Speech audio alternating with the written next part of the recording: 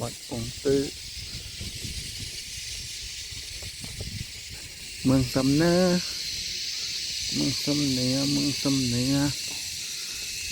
มาหอดกระเทิงอยู่ในดอก2-3 ปีอยู่ได้มา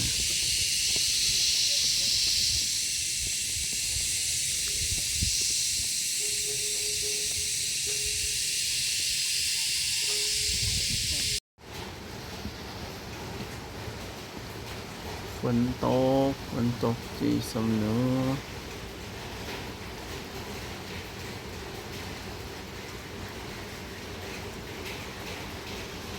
ก็สร้างแห้ง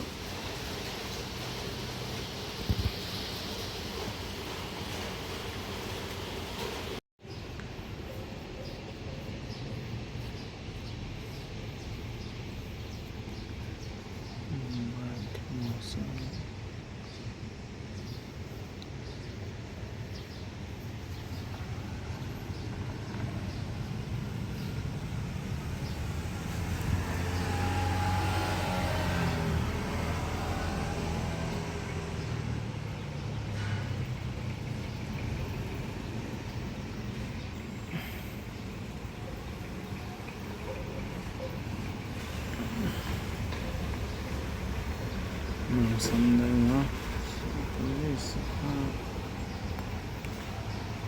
วิวสวยงามได้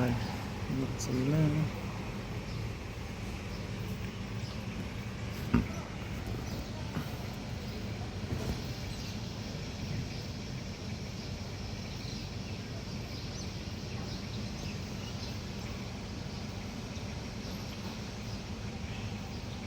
เป็นน้ำซ้ำเป็นน้ำซอ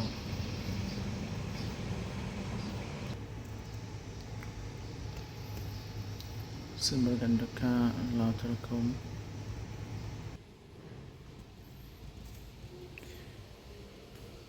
มาชมอีกฝั่งหนึ่งของเมืองสำเนาซึ่งจะเป็นวิวที่อันนี้เห็นจากมุมสูงหอสีเขียวนี่จะเป็นหอมวลเสือวัฒนธรรมของเมืองสำเนาหมู่บ้านเฮือนคน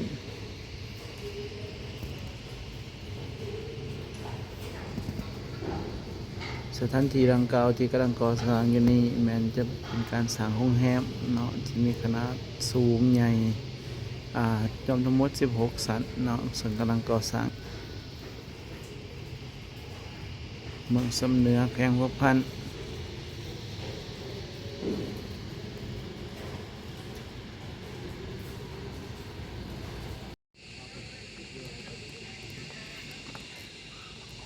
หมู่บ้านอีกมุมหนึ่งที่อยู่เมืองสำเนา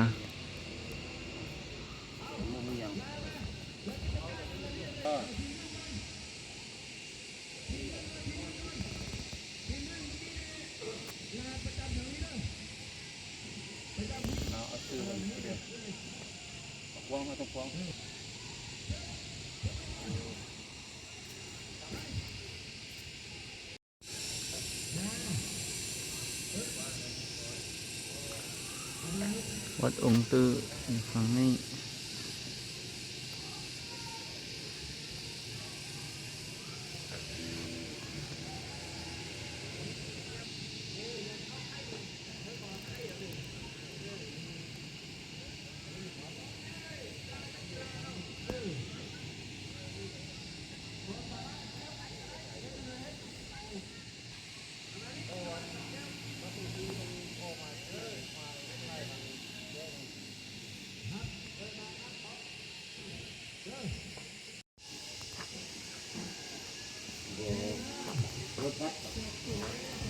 ปลายเวียดขนาดเป็นเปลี่ยนใหม่เลยเนาะทันมือครับมืออื่นเป็นสบายอันนึงเหรอมันย่างกินมาสบายกันปลาโลปลาโล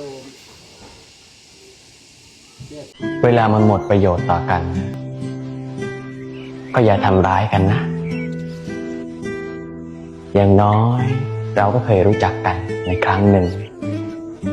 ไม่ว่าจะอยู่ สถานที่ทำงาน หรือคนรักกัน เมื่อหมดผลประโยชน์ต่อกัน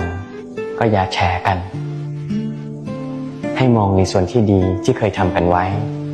อย่างน้อยจะทำให้เราไม่จองเวรกัน เกิดชาติหน้าชาติใด